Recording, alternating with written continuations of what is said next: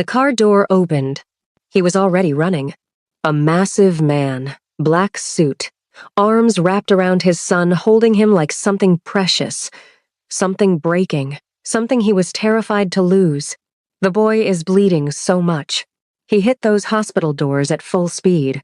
Patients stood up and walked out. Nurses turned around mid-step. A doctor spotted him from across the room and found somewhere else to be. Fast. No questions. No hesitation. The most feared man in Korea was standing in an empty hospital holding his dying son. Almost empty. The black nurse hadn't moved, feet planted, eyes on the boy, gloves already on her hands. Everyone in that city knew what that man's name meant. She was still standing there. Why would she stay when everyone fled? What happened to the bleeding son? You're about to find out. But before we get into it, if you're new here, welcome. Subscribe and hit the notification bell so you never miss a story. We drop new Afro-Korean stories every week, and trust me, you don't want to be late. Now let's go back to where this all began. Story body. 3 weeks before that night, Benita Okafor was walking home from her shift through the Itaewon backstreets. The air was cold and sharp. Street vendor smoke rose from charcoal grills on both sides of the narrow road. The smell of grilling meat and sesame oil drifted through the cold air. Somewhere ahead, a bus pulled away from the corner stop with a hiss of brakes. Benita pulled her coat tighter, turned down the side street she always used as a shortcut, and came around the corner straight into a boy running in the opposite direction. They both went sideways. Benita's hand hit the wall. The boy went down on one knee, scrambled back up immediately, and kept moving, and then stopped. Because the 4 boys chasing him had just caught up. They spread across the narrow alley. Older, bigger, maybe 16, 17. They carried that careless energy that belongs to teenagers who have never once been told no by anyone who mattered. The boy turned to face them slowly. His school uniform was expensive, dark, pressed. The kind that comes from one of those Gangnam private schools where the parents pay more for one term than most people earn in a year. His face was still. Too still for a 14-year-old. Then Benita saw the blood on his lip. Fresh. Just split open. Here is what she noticed that most people would have missed. He wasn't scared. He was just waiting. Like being surrounded was something he had been trained to endure rather than escape.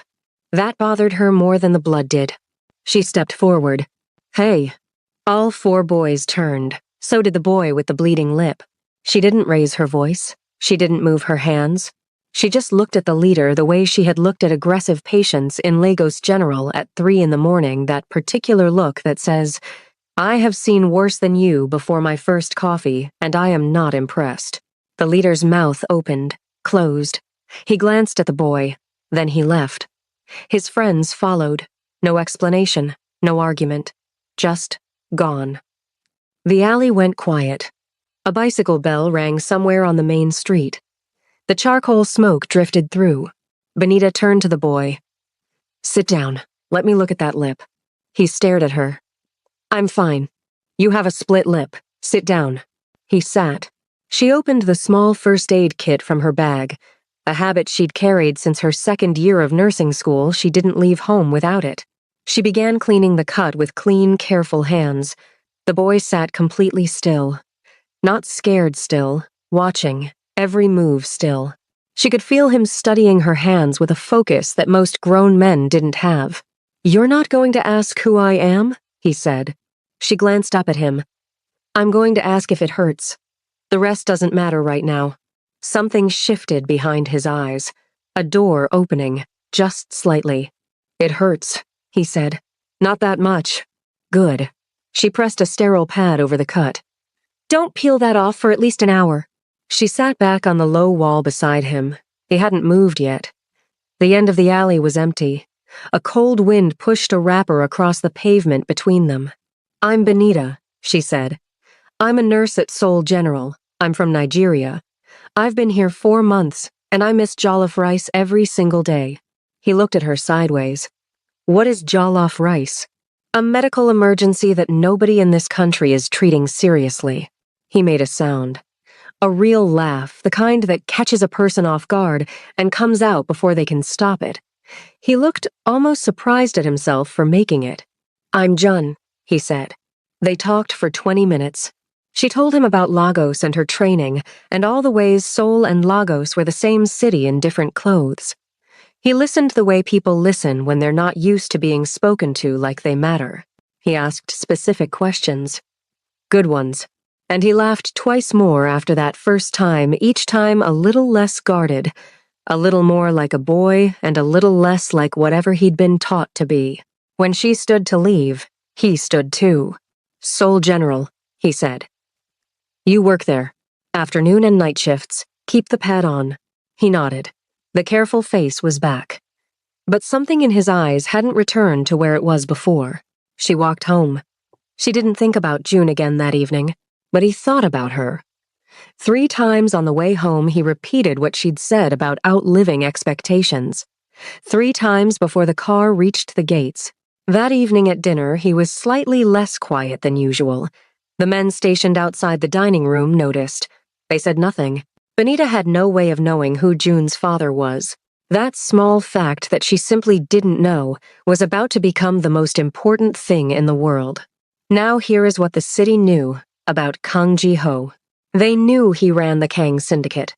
They knew police commissioners lowered their voices at the sound of his name. They knew that men who created problems for the chairman had a habit of stopping being problems very quickly and very permanently. Here is what the city did not know. He used to burn rice, not because he was careless, because he read while he cooked. History books, Korean novels. Once, an embarrassingly long report on the Joseon dynasty economy that his wife found in the kitchen and held up with both hands like evidence at a trial. "You burned the rice," Yoon Ha-eun said. "I was almost at the good part. The entire bottom is black, Ji-ho. I'll order food." She threw the oven mitt at him. He caught it without looking up. She tried not to smile and completely failed. This was the man that only one person ever saw. The man who held his wife's hand in the car, not because he was protecting her, but just because he wanted to feel that she was there. The man who sat beside his newborn son's crib for 4 solid hours on their first night home, not doing anything, just watching Min-jun breathe, just grateful in a way that had no words and didn't need any. Ha-eun died on a Tuesday. No illness, no warning they'd been fighting. She called Ji-ho at noon to ask if he wanted her to pick up groceries on her way home. He said yes. She said she loved him. He said he'd be home by 8. By 4 o'clock, she was gone. Brain aneurysm. Here, in the morning. Gone by afternoon. Ji-ho sat in the hospital corridor for 6 hours. He looked at the floor. He did not cry. When he finally stood up, he went to collect his 7-year-old son from school. And that evening he held Min-jun while the boy sobbed into his shirt. And Ji-ho kept his eyes open, and his jaw set, and his arms around his son, and he did not make a sound. What Ji-ho did after that was rebuild. He took everything that Ha-eun had been the reason for the books, the jokes, the burned rice, the hand-holding in cars, and he sealed them away. Not because they made him weak, because without her, those pieces of him had nowhere to belong. They were just fragments of a man whose reason had been removed. What remained was control. What remained was the syndicate. What remained was Min-jun fiercely, completely, silently loved in a way Ji-ho could not express, but never for one moment stopped feeling. Min-jun grew up inside that silence, protected from every danger, schooled by the best, surrounded by men who would take a bullet for his father's name. But his father's laugh?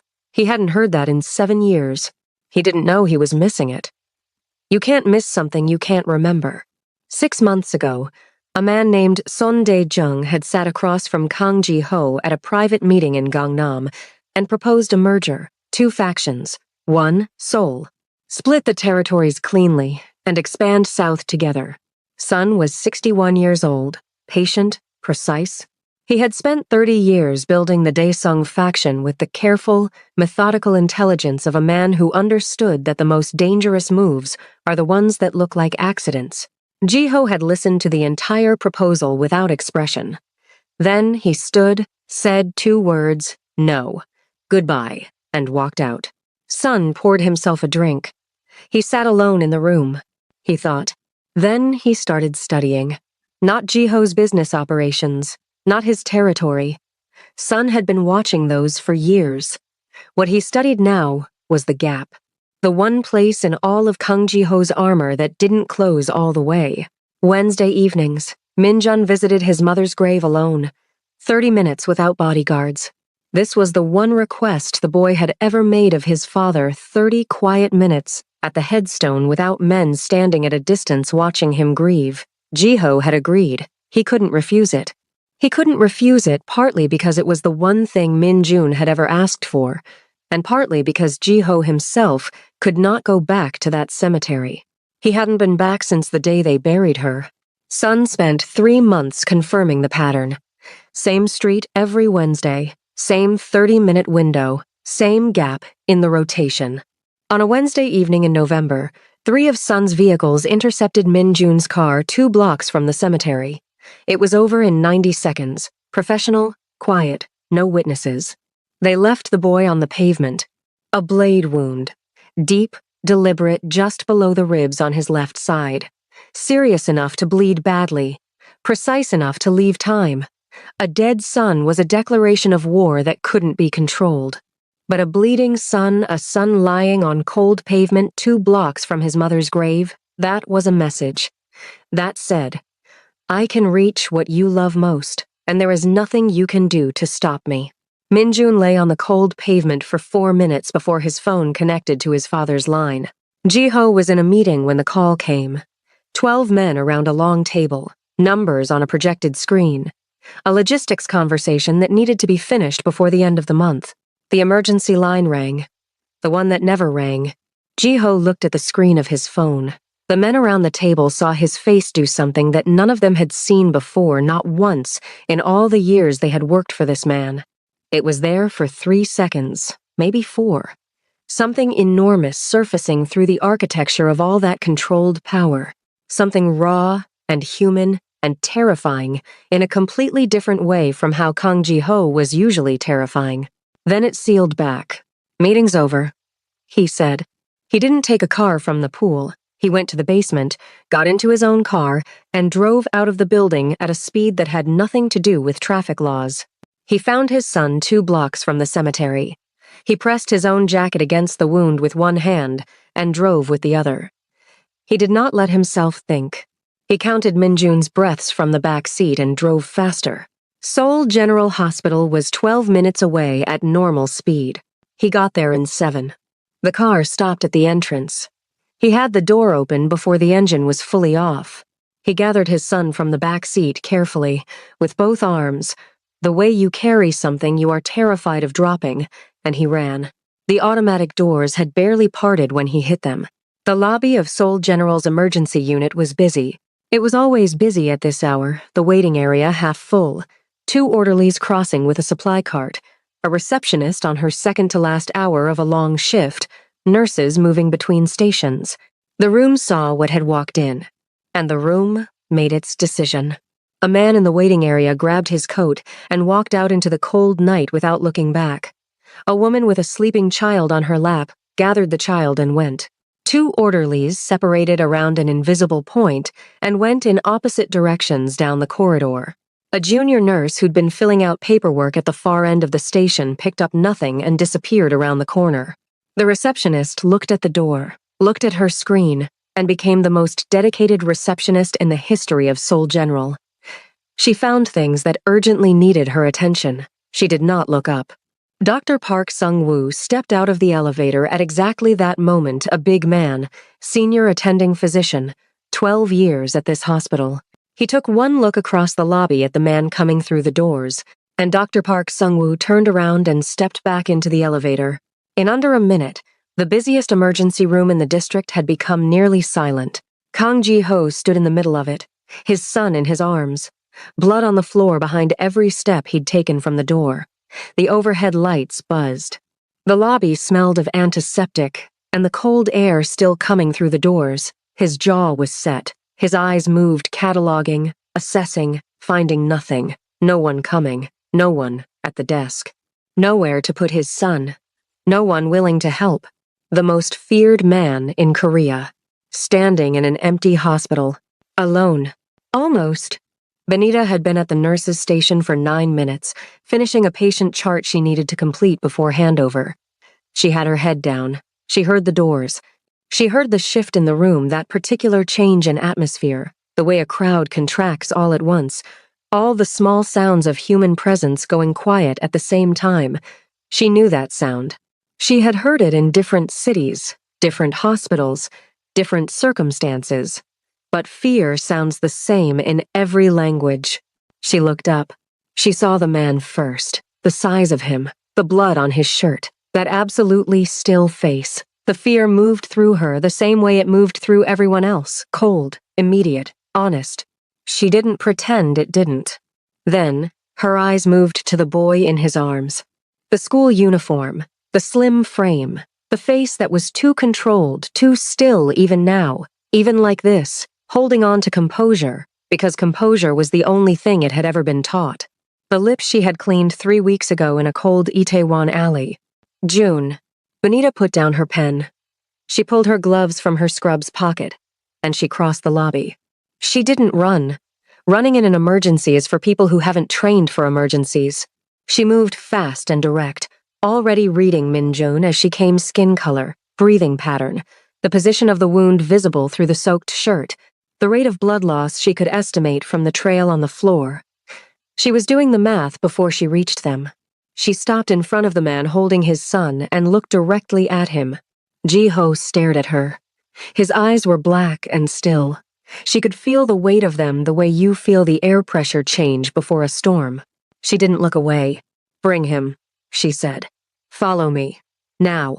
He didn't move. 1 second. 2. She understood what was happening. This was a man who had never once in his adult life been told what to do by someone who wasn't afraid of him. The instruction didn't compute. "Now," she said, and turned toward Trauma Bay 3. She trusted him to follow. He followed.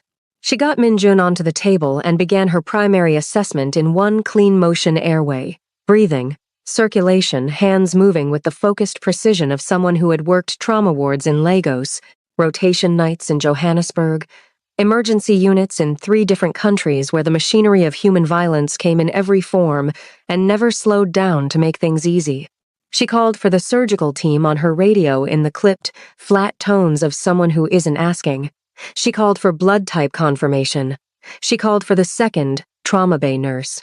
Ari came in 30 seconds later. She was scared. Her hands were shaking slightly at the wrists. But she was there, and scared people who show up matter more than comfortable people who don't. Ji-ho stood against the far wall, arms at his sides, face still, watching every move Benita made.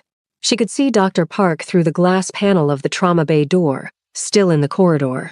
On his phone now, pressed against the wall near the elevator, having a very quiet conversation with someone Benita could not hear. His face was doing arithmetic, calculating which direction of danger was smaller. She handed the pad to Ari. "Hold it. Firm." She peeled off her gloves, grabbed a fresh pair, and walked to the door. She opened it. Dr. Park. He didn't look up from his phone. Dr. Park. The second time she said it differently. Quieter. The kind of quiet that has weight behind it. He looked up. She stood in the doorway. She did not go to him. She did not raise her voice. She did not plead, or negotiate, or explain herself. "That boy is 14 years old," she said. "He has a blade wound to the left lateral abdomen. He's bleeding at a rate that gives us a window of 12 to 15 minutes before this becomes significantly harder to close." She paused 1 beat. "He needs a surgeon." "There are protocols," Park said, "for situations involving—" "The Declaration of Geneva," Benita said. He stopped. "You know what it says." She didn't ask it as a question. "You stood in this hospital in a room full of other doctors who had done what you were doing, and you took that declaration. You know the exact words. The health and well-being of my patient will be my first consideration. Not my first consideration after the situation is comfortable. Not after I've made sure I'm safe. First." She took 1 step closer. Just 1. "That is what you said. Those were your words. End." Park glanced at his phone, then at the trauma bay glass. Min-jun was visible on the table. The monitors showed numbers that Park could read as well as Benita could. Numbers that were moving in a direction that didn't have much time left. If I go in there with that man's son on my table, you go in there, Benita said, and you do your job. That boy is not a mafia boss's son right now. He's a patient. He's a 14-year-old patient who is bleeding. And you are a doctor. Everything else tonight, everything is not your business. The corridor was very quiet. The overhead light flickered once. Park looked at the phone in his hand. Then he put it in his pocket. He walked past her into the trauma bay. And he did his job. Kang Ji-ho had not sat in a hospital corridor since the day his wife died. He sat now, in a plastic chair outside Trauma Bay 3, with his son on the other side of that wall. His men arrived within 20 minutes, 6 of them, spreading through the hallways with the quiet efficiency of people trained to be useful without being visible. They stood at corridor's edges. Nobody spoke. Nobody asked anything of the chairman. They simply placed themselves where they were needed and waited. Ji-ho sat alone in the center of all that silence. He looked at the floor. He was thinking about a Tuesday afternoon 7 years ago. Another hospital. Another floor. Another moment where he had sat in a corridor and understood, in a way that bypassed thought entirely, that there are things power cannot reach, things that don't care what your name means or what men do when they hear it. He had responded to that lesson by building walls. The walls had worked. For 7 years, they had worked completely. Until tonight. An hour passed. Then 2. He did not move. The trauma bay door opened. Benita came out. She was peeling off a fresh pair of gloves. Her scrubs had blood on them, not a catastrophic amount, but enough to tell the story. She walked to where Ji-ho was sitting and stopped in front of him. He looked up. "He's stable," she said. Ji-ho did not move for a moment. His jaw held. His hands, folded in his lap, did not change. "The surgery is done. Dr. Park closed the bleed. Min-jun is breathing on his own. His vitals are holding." She said it plainly. Not gently, not softly plainly. She had learned that in moments like this, plain is the only kindness that actually works. He's going to need recovery time. But he is stable. Ji-ho's eyes closed. 1 second, 2, 3. When they opened again, they were bright, just at the edges, just for a moment, the ice thinning right at the surface. And then, slowly, it came back. "You know his name," he said. "You called him Min-jun." "We've met," she said. "About 3 weeks ago. He didn't tell me who his father was." She held his eyes. "But he told me his name." Ji-ho looked at her for a long time. "Why did you stay?" he said. "Everyone else?" "Because he was afraid," Benita said. "And I know what it costs to be afraid alone." The corridor was very quiet. Somewhere down the hall, a monitor beeped twice, and then stopped. Ji-ho looked at his hands at the blood dried there. The blood of his only son. On the hands that had carried him across a parking lot and through hospital doors, and across a lobby that had cleared itself around them. He looked at his hands for a long time. "Thank you," he said.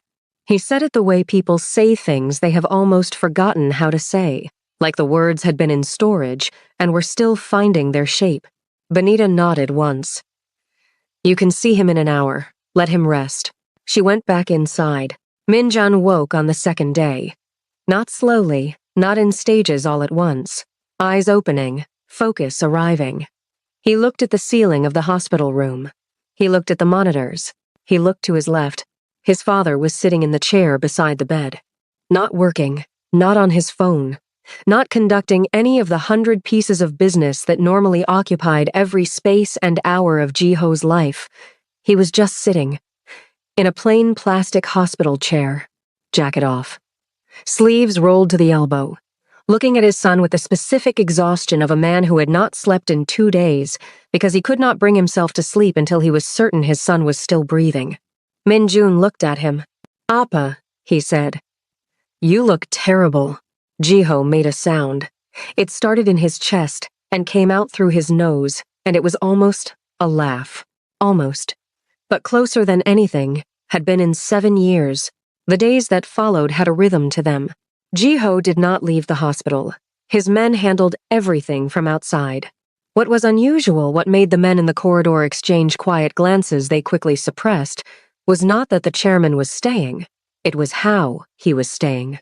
He sat beside his son. He talked to him. Not lessons dressed up as conversations, not quiet instructions about what Min-jun needed to understand about the world. Just talking. Min-jun told him about a teacher he found interesting, and a subject he'd been struggling with, and a book he'd been reading that had the most absurd plot. Ji-ho listened. He asked questions. He remembered every detail Min-jun gave him and asked follow-up questions that proved it. Min-jun didn't say anything about this, but Benita saw his face the first time it happened. She saw what it did to him, this boy who had grown up eating dinner alone, who had grown up knowing his father was in the building somewhere but never quite present. She saw what it did to him to have his father actually there. She said nothing about it. Some things are better witnessed than named. On the 5th day, she brought Min-jun chin-chin from a Nigerian grocery store that had finally gotten her online order right. She produced it from her bag like a clinical supply delivery. "This is chin-chin," she announced. "It is from home. It is required as part of your recovery. Non-negotiable." Min-jun put one in his mouth. His face went through 3 expressions: surprise, then consideration, then real pleasure. "This is very good." "Obviously, everything from home is very good. Can I have 3? You can have 2. 3. 2. 2.5. 2, she said, and gave him 3. Ji-ho watched this from his chair. He watched his son negotiate, fail, and win anyway. He watched Min-jun tell Benita about the book with the absurd plot, gesturing with the hand that didn't have the IV in it, animated in a way that Ji-ho had not seen in a long time. He watched his son laugh. Not a controlled sound, not a polite sound, a real laugh, the kind that takes over the whole face and comes from somewhere deep and doesn't ask permission first. Ji-ho had not heard that laugh in years. He didn't know, in that moment, where he'd heard it last. He only knew that it landed somewhere in his chest like something returning that had been gone so long he had stopped expecting it back. Here is what he did not know yet. Min-jun had his mother's laugh exactly, the same way it started slowly and then gave itself over completely, the same way it sounded like something good was happening. On the 7th evening, Benita was coming out of the room when Ji-ho stopped her in the corridor. "My wife used to do that," he said. He was looking at the window at the far end of the hall. His voice was even, controlled. The voice of a man who had been deciding to say something for several days and was finally saying it. "Make people feel that way," he said. "Like they matter, without trying to." Benita stood still. She had learned, over these days, that Kang Ji-ho did not speak unless the words were worth it. "You didn't interrupt that. She died," he said. 7 years ago. "I'm sorry," Benita said. Min-jun was 7. A long silence. The corridor hummed with the quiet of a hospital at night, distant footsteps, a trolley somewhere on the floor above, the low electrical sound of the building keeping everything alive. "He has her laugh," Ji-ho said. He said it quietly, almost to himself. "I hadn't noticed. I had." He stopped. "I hadn't let myself notice." Benita thought about several responses. She set most of them aside. Comfort can be deflected. The truth usually can't. "Min-jun talks about you," she said. "When you're not in the room. He tells me small things. The way you remember everything he tells you. That you know every one of his teachers' names. That you kept his mother's books." She paused. "He's not afraid of you. He told me that. Not once. He said a lot of people are afraid of his father. But he knows who his father actually is." Ji-ho looked at the window. "He loves you," Benita said. "Very much." The corridor held its quiet. Ji-ho's jaw moved once. His hands were still at his sides. His face, that controlled, sealed face that had made men across Korea lower their eyes, held a stillness that was different from its usual stillness. Not armor, just space. The way a room feels different when you open a window that has been closed for a very long time. "Thank you," he said. Again. The same, careful way. He went back into his son's room. 2 days before Min-jun was discharged, Ji-ho called his council together. The men assembled with the punctuality that Ji-ho's meetings always commanded. They arranged themselves around the table. They were prepared for mobilization orders. They were prepared for a full strategic response to Sun Dae-jung, for the kind of answer that the Kang Syndicate traditionally gave when someone reached for what belonged to the chairman. Ji-ho walked in. He sat. He looked at the table. "The Daesung situation ends," he said. Nobody moved. Not with escalation. With resolution. He outlined it then, a series of moves that would neutralize Sun's faction not through open war, but through the quiet, surgical removal of every advantage they held. 3 alliances severed, 2 supply lines redirected. 4 key figures who owed debts to both sides would receive a visit that reminded them where their loyalty was more profitable. It would be complete within 90 days. No open conflict, no bodies on streets. A young man at the far end of the table knew, still learning what questions cost, said, "Why?" The older men around him closed their eyes briefly. Ji-ho looked at him. "Because my son almost died," he said, "for a territory dispute. And the territory is not worth the only thing I have left." Nobody asked anything else. The meeting ended. Ji-ho went back to the hospital. On the morning of the 11th day, Min-jun walked out of Seoul General Hospital under his own power. Carefully, the wound still pulled when he turned too quickly, but upright, moving, himself. Benita was at the nurse's station when they came out. She was filling out paperwork. She looked up when she heard them, and she smiled at Min-jun the way she smiled at any patient who had done the hard work of getting better. "Don't let anyone tell you the wound needs air," she said. "I know," he said. "Keep the pad on." She raised an eyebrow. "You always say that," he said. "It's your thing. It is my thing. Because people keep not doing it." He laughed carefully, watching his side. Then he looked at her with that directness he carried. The directness that lived behind the controlled face, like a light behind a curtain. "Thank you," he said, "for staying. When you could have done the other thing. Go home, Jun. Rest. Eat. 2 weeks and you'll feel like yourself." He nodded. He started to turn. Then he stopped. "What you told me," he said, "in the alley, about outliving people's expectations." A pause. "I told my father." He wrote it down. Another pause. "He doesn't write things down." Then he walked to the end of the corridor where his father was waiting. Ji-ho looked at Benita over his son's head. He held that look. Then he nodded once. The particular nod that means something is being acknowledged that doesn't have a name yet. He put his hand around his son's shoulder, and they walked to the elevator together. The doors closed. The corridor was quiet. Benita picked up her pen and went back to the chart. There was a patient in Bay 4 who'd been waiting too long. She went in. Seoul looked exactly the same that morning. Same gray sky.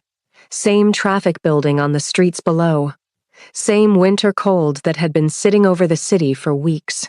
But the men waiting by the cars outside Seoul General saw something they had not seen before.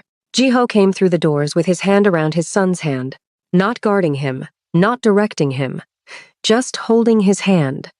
And the two of them were talking about something that the men couldn't hear, but that was clearly a conversation and not a lesson. That evening, Ji-ho sat at the dinner table. This sounds small. It was not small. For 7 years, Ji-ho had eaten at his desk or in cars or in meeting rooms the way people eat who have decided that meals are logistics and not occasions.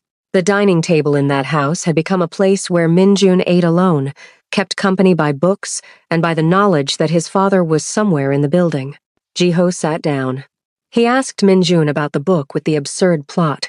Min-jun, startled for just a second and then not startled, told him in full, enthusiastic detail, gesturing when the story required it and wincing when the gesture pulled, and Ji-ho listened and asked questions and pointed out a plot inconsistency that Min-jun then spent 5 minutes passionately defending, and Ji-ho leaned back in his chair. He laughed. Not the quiet sound from the hospital corridor, a real laugh, full and open, the kind that starts in the chest and comes out with its whole weight. The kind that sounds like something being let go that has been held for a very long time. Min-jun stopped talking. He stared at his father. Jiho's face was different, like a room when all the curtains are opened at once. Same room, same man. But the light was completely different. What? Jiho said. Nothing, Minjun said. Then, I like when you do that. Jiho looked at his son for a long moment. Tell me the rest of the plot, he said. Minjun told him the rest of the plot. 4 weeks later, the hospital administrator called Benita into a meeting. An anonymous donation had been made to Seoul General's International Nursing Exchange program. A significant one, the kind that funded the program for years, not months. Complete anonymity, by condition of the donor. But there was one small envelope addressed to Nurse Okafor specifically, left alongside the donation. The administrator slid it across the table. Benita opened it. Heavy notepaper, expensive. A small emblem at the top she didn't recognize. The handwriting was careful, not elegant. Not the handwriting of someone who wrote often, but deliberate, slow. Every word chosen. It said, Minjun says you told him to outlive people's expectations. He told me to write this down, because he wants me to remember it too. Hyen would have liked you. Cleave. Benita read it twice. She folded it once, along the crease it already had. She put it in the pocket of her scrubs. She thanked the administrator. She went back to her floor. Bay 7 had a new patient. An elderly woman, come in alone, speaking no English, looking frightened, and lost the way people look when they are sick in a place that doesn't speak their language. Benita went in. She sat beside the woman. She began the slow, warm work of making someone feel like they were not alone. This was what Benita did. It was the only thing she had ever wanted to do. The most feared man in Korea still ran the Kang Syndicate. He still walked into rooms and made them go quiet. He still made the calls that other men didn't have the stomach to make. But he sat at the dinner table now, and when his son laughed that laugh that sounded exactly like Ha-un, that sounded like something worth protecting, Jiho let himself hear it. And sometimes, when the house was quiet and no one was watching, he laughed too. Closing CTA. If this story moved you, hit that like button right now. It helps more than you know. Drop a comment below. Would you have stayed like Benita did, or would you have walked away? I want to read what you think, and if you're not subscribed yet, join the family right now. New Afro-Korean stories drop every week, and you don't want to miss a single one. I'll see you in the next story.